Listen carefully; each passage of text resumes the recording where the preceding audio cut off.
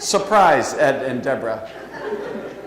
But I think they're looking forward to being near their grandkids and their children. So God bless you in your move as well. All right. I have a little caveat to share this morning. I was asked by the Mid-America Union to present a talk at their first Mid-America Union Pastor Family Conference. Huge gathering coming up in a couple weeks. They want to focus not just on pastors, but on families with it, which is a long time past due, right? And I'm going to give one talk there. I don't have time to prepare 2 talks, so you're going to be my guinea pigs. And I'm sure you'll appreciate that, or at least we hope. I'll pay you to like it. Anyway, this little caveat, though. Since the talk is mostly prepared to speak to ministers and their families, I want you to know, though you'll hear that kind of language and focus, this applies to anyone doing any kind of ministry. Missionaries, school teachers, Sabbath school teachers, church members faithfully give themselves in ministries can experience what we're going to describe here today. So though my context was prepared for that, please understand you can apply it as well in your particular sphere. Fair enough? So if you hear those words, no, it can be applied more broadly than that. Well, let's begin by asking our totally fair and objectively minded audience a question.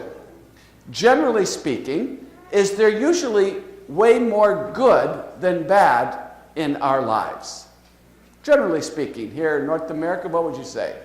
Generally more good? Generally more good? In your ministries, would you say, whether you're a Sabbath school teacher or whatever it is, would you say ministry is generally more good than bad? Does that hold for that too? Generally?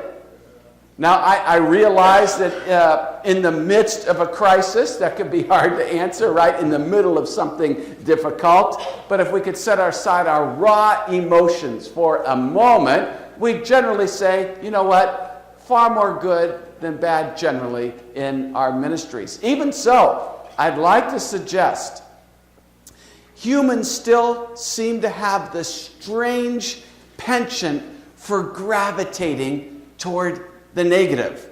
Now, we're pretty positive people generally in ministry, but still, would you agree that the human tendency is generally to gravitate toward the negative in some things? We all tend to do it. This just happened, by the way, on what I thought would be an unbelievably fun summer vacation. I told you a little bit about it already. Something I haven't told you. On the flight to Miami, Florida, I surprised my wife with the news that her lifelong dream was about to come true. I told her I was so proud of this, we were going on an inter-island cruise. She almost fainted. Almost fainted with delight. This has been her lifelong dream. And I told her, honey, we're going all the way. Interior is not good enough for you. We have an outside room. You see much better that way. She was speechless. Incredible. And by the way, if you men don't have the patience to shop for the best cruise deal around, just ask me. We only paid, get this, $14 per person. Incredible. $14 per person for the ferry between Clearwater, Florida, and a couple of little uninhabited islands there. 4 hours of cruising bliss. My wife must have been thrilled because she remained speechless for the rest of the trip. Who knew? Who knew? I thought I was doing something great. In fact, I began to wonder if something wasn't quite right, like maybe she expected one thing but got something else. I don't know. To put it in preacher's terms, she kind of looked like something was Well, a preacher would say a bit out of context. Like the cruise in her mind didn't quite match the money-saving cruise in my mind. Well, the good news is it didn't happen quite like that, did it, honey? We had a fantastic time, didn't we? No, didn't we? No, come on. Oh, remember I was going to take you out to dinner tomorrow night? Remember? Oh, I don't know. This is getting embarrassing. All right, anyway, I'd say we had a great time. No, she would too. All right, now, the story, however, though the story was exaggerated greatly, it does raise a very honest question. What happens to believers when they expect ministry to go one way, but things wind up drastically going another? Have you ever experienced that? Great expectations. Oh, we're going to do this. It's going to be great. I don't care if you're pastoring or you're doing some program at church, some outreach, but it winds up crashing. You know? Lord, I never signed up for this ministry. Everyone's supposed to get on board. We're all supposed to cooperate. We're going to help each other out. This just doesn't seem to fit the picture of what we had serving you. So ministry out of context means my expectations are vastly and sadly different than what I expected from serving God. Ministry in context would mean things are working out in harmony with the way I thought they should. God protects me and blesses me, either as a missionary teacher or doctor, or church school teacher, or faithful church member. All right? God blesses my ministry, and that's the way it should be. God, we have a deal. Ever heard of flyers' rights? You know, they're demanding, we have flyers' rights. We can't be in the tarmac for more than this time. And people are wanting more and more guaranteed those in ministry rights. Lord, if I serve you, I deserve such and such protection and blessing. You know what? The funny thing is, we get angry when things don't go well, when our expectations are shattered for ministry. However, when it's out of context. But you know what? We don't mind at all when God acts out of context for our benefit, do we? In other words, when God powerfully intervenes to save us from some trouble for our benefit, we're full of praise for him, aren't we? When he acts out of context, out of the ordinary, when he supernaturally intervenes to do something to save our skin, we praise him and we adore him. But here's the question. What do we think of him when he allows things to happen that don't seem to fit our expectations and don't appear to be for our benefit? We loved him when he acted out of context for our benefit. We're not so sure he's so good when things don't go our way. What do we do then? Well, think of the disciples in a boat with Jesus on the lake. And by the way, instead of asking you to turn to a particular account, it's such a simple story, and I'm drawing from 3 of the Gospels here. So just sit back and enjoy. Think of the disciples with Jesus on the lake. Life was good on a sun-baked, relaxing cruise until a what? Till a storm suddenly arose that was so terrifying, Luke literally calls it in the Greek a hurricane of wind. But that's Luke's perspective. You know what Matthew said in the Greek? Matthew literally described it not as a storm, not even as a hurricane. He described it as a seismos, a great seismos. What's he saying? He called it a what? He called the storm a great earthquake. He saw the lake as shaking so violently with the waves crashing and the water spilling into the boat. Now, the storm was bad enough, But what added to their fear was that this shouldn't be happening in the first place. Now, wait a minute. That sounds kind of strange. Don't storms happen?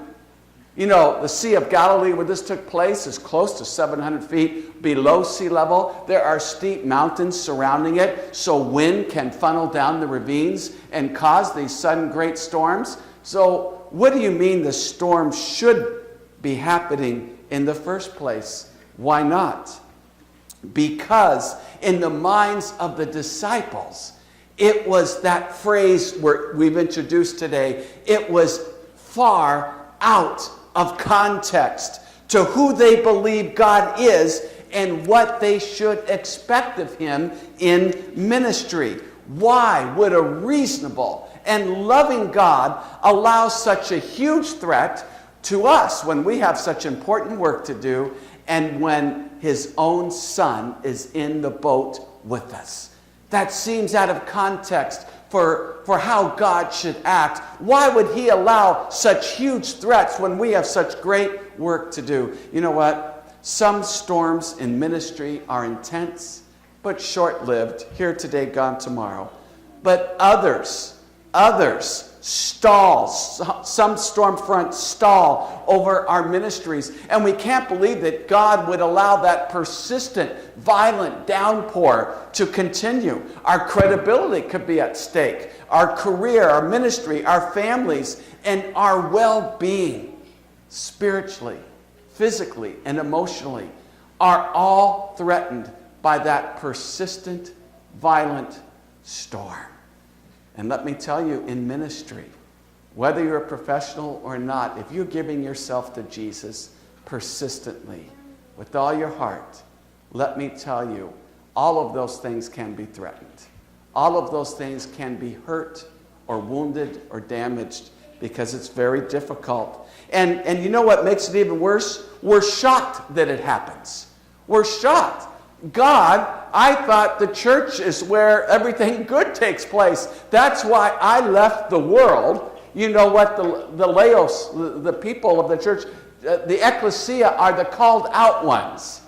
We were called out from badness to good. So how could any bad thing happen in God's work? I expect there'd be more calm than chaos, more tranquility than tribulation in God's work. There often is. But Jesus told us, since they did it to me, since I have a difficult time, what would happen?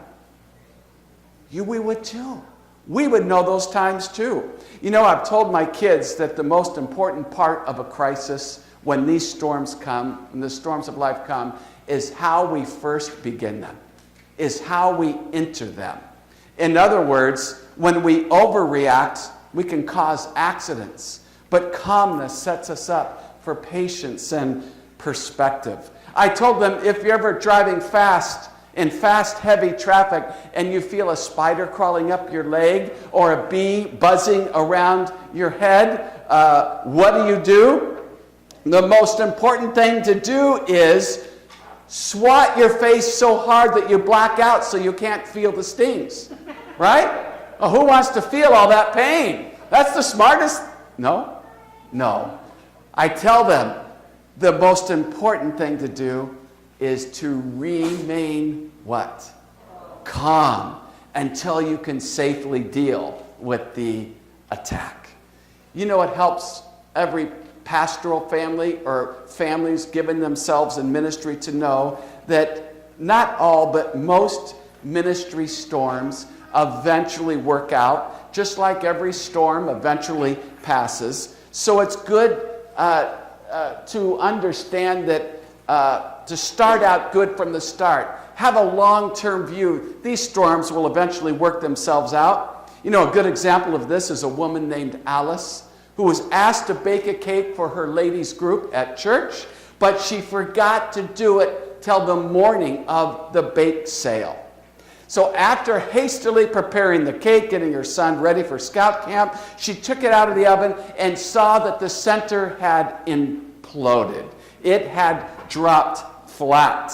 All right? The cake looked horrible, and she didn't have time to make another, but she was a very creative, inventive person. So she plunked a roll of toilet paper in the middle of the cake and built up icing around it. And she said, this will do it. It actually looked fantastic. It looked incredible. Alice then told her daughter to be, it wasn't a roll, it was a cake still. Alice then told her daughter to be at the bake sale. Why? So she could buy the cake back and bring it home so no one would ever know what happened, right? But when the daughter arrived at the sale, guess what? You know what's coming. The cake was already gone. It looked so good. Someone said, I want that immediately.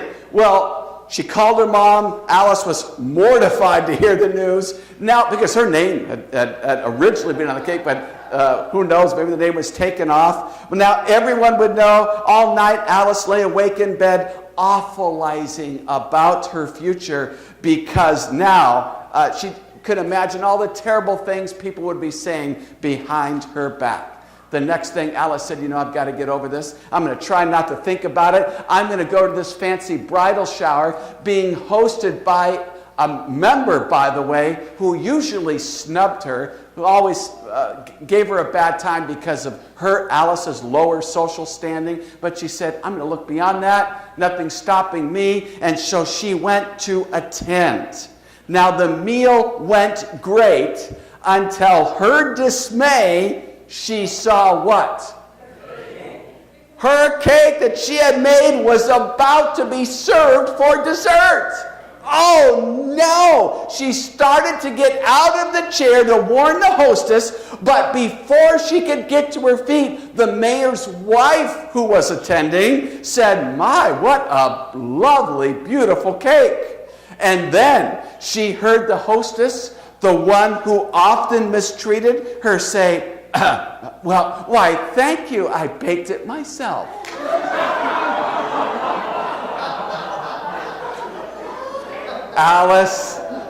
Alice couldn't help herself. She started to smile and she said to herself, God is good. And she sat down.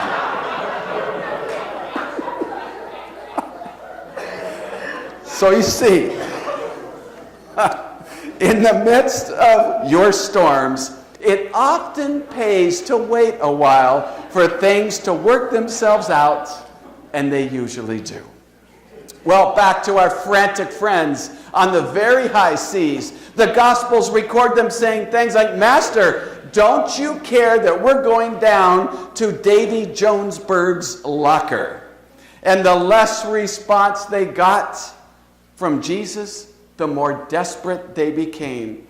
Have you ever discovered that sometimes your reaction becomes worse than the crisis itself? Or at least it makes the crisis harder to deal with, right? And pretty soon we get so caught up in the negative, that's all we could think about. Jesus, think about this. Jesus, who held authority above all creation, whether natural or supernatural, was right there with them, but they couldn't gain strength from that.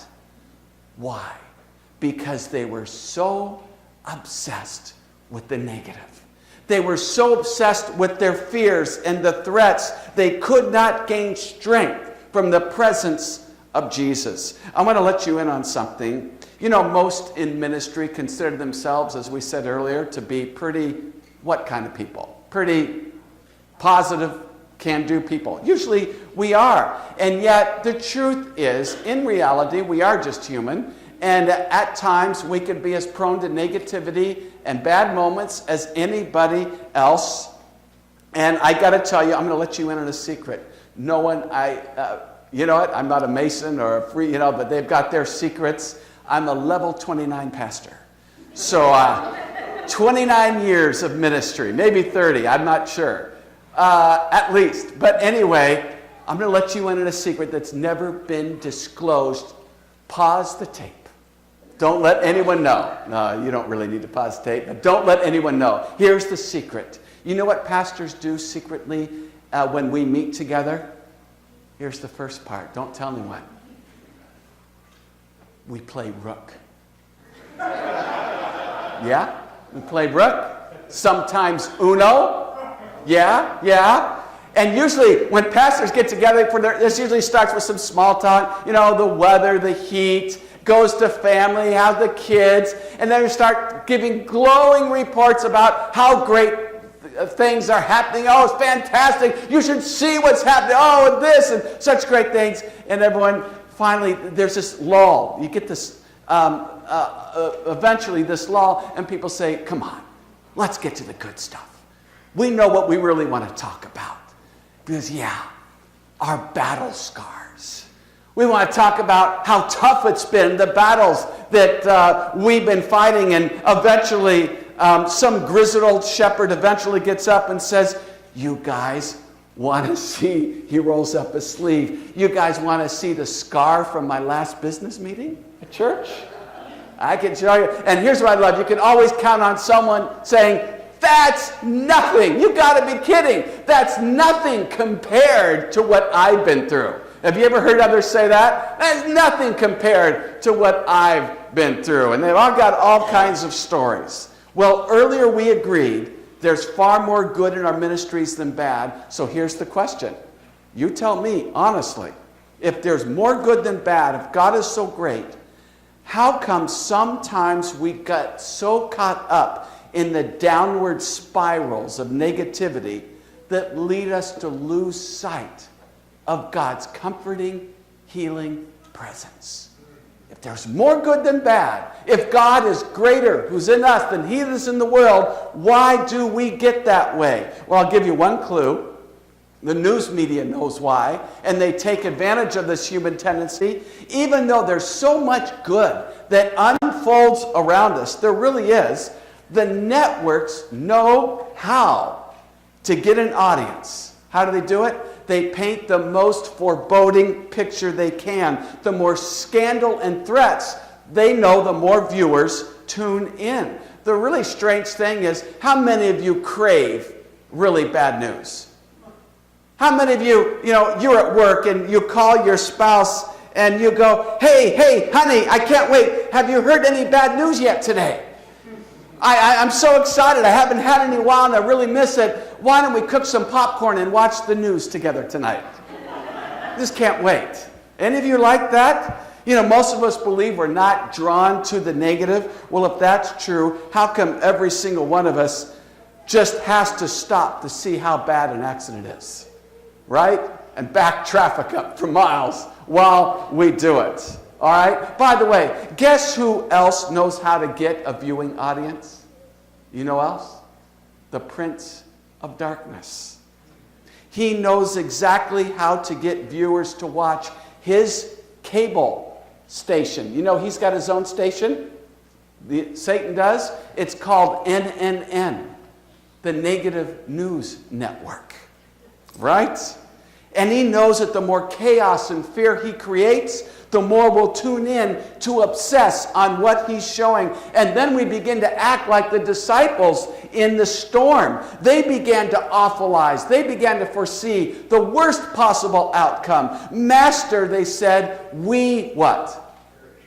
We perish. We're going to lose it all. The storm is so big, and so they just knew they were all going under, including Jesus and all his plans for the kingdom. That was all going to be lost. Everything. That would all be lost. And you know what? People in ministry can awfulize by jumping to the belief, you know what? These problems are just so great. It'll be the end of my ministry as a professional, maybe the end of my career. Maybe my family will be ruined. All our plans for God's kingdom growth here are over. At this point, we've come to the place where I want to tell you why I've chosen to share this with you, why I think this is so important. It's because not only have I experienced, and my family, the awful pain of others' spiritual or emotional dysfunction directed against myself or my family, as most, if not all of you have in your sphere. It's because of what I could have had but missed out on that could have helped me endure those trials far better than I did. And the pain is so real, folks. And I want to get really serious with you for a moment. We are battling with eternal realities here that have a real eternal implications in this struggle between eternal life and eternal death. And it's no surprise then that those battles for those in ministry can be so deep and so strong. I'm not talking simply about how are we going to pay the bills or health problems. Those can be related to spiritual warfare. But I'm talking about the kind of things that are so toxic, so dark. You know the enemy is using this oppressively to snuff out your desire for God. It's the bottom line. He wants to, and there have been times where I have tuned in so much to NNN because I feel so threatened. What do you do when you feel threatened? And by the way, what do you do when you feel threatened? You fight back. And then the cycle of conflict increases because when you feel threatened, you feel defensive. You feel, well, I've got to save everything because God's not doing it. And you can become so discouraged. I have. Where you feel like I can't go on in ministry, and in my worst moments, I can't go on in life itself. I have felt that way. I cannot go on in ministry or life itself. Ministry's too hard. The spiritual warfare is too much for me. And I tell you, I have felt like putting it all in, and my wife and my kids know all about it. And I know I'm not the only one. Just because I'm speaking up here, you're hearing it from me. I know I'm not the only one. However, the reason I wouldn't share this sermon if I stopped there. There'd be no hope. There'd be no good news. And fine, Pastor. All right, ministry's hard. That's not my message, that ministry's hard. My message is I didn't have to get that low. I didn't have to. And I'm trying to share with you why I did and what could have saved me and what could save you too. So in case you ever encounter one of these stalled storm fronts where you're in this prolonged time of conflict in ministry, you can get out of it and thrive through it even because of what I'm about to share as we close. All right? Fair enough? So here's the secret. Here's what I kept learning. Let's go back to the disciples, first of all. The disciples knew Jesus, the Son of God, was present right there with them in the storm, but that didn't do anything for them. Why not? So here's what we normally say. Seek God's presence and you'll be okay. Well, did the disciples know that God was present with them, the Son of God? They knew that, and yet it didn't do any good. Why not? Because they were so caught up in obsessing over their fears that they believed his presence didn't matter anyway. All right, listen to this. They said, after all, look at him. He's asleep. We're bailing water, and he's not even helping with that. So what does his presence matter anyway? Let's just do our best without him. You know what I keep learning? The greatest danger my family and I face in ministry never comes from malevolent members or dysfunctional districts, as crazy as they can be. The greatest danger by far is believing that even though God is there, his presence doesn't make a difference. That's the whole key. That's it, folks. The reason that we crumble, we get down in that downward negative spiral is really not because things are so hard. It's because we don't believe God's presence makes a difference. Why don't we? Because we're so tuned in to NNN, we're so obsessed with the negative that we can't let God heal us. We can't behold his beauty because we're so focused over there. But you know what I believe? The truth is God's presence does make a difference. It makes all the difference. That's why despite the unruly, uncooperative multitude Moses was guiding, he prayed, Lord, I can't go on unless you're what?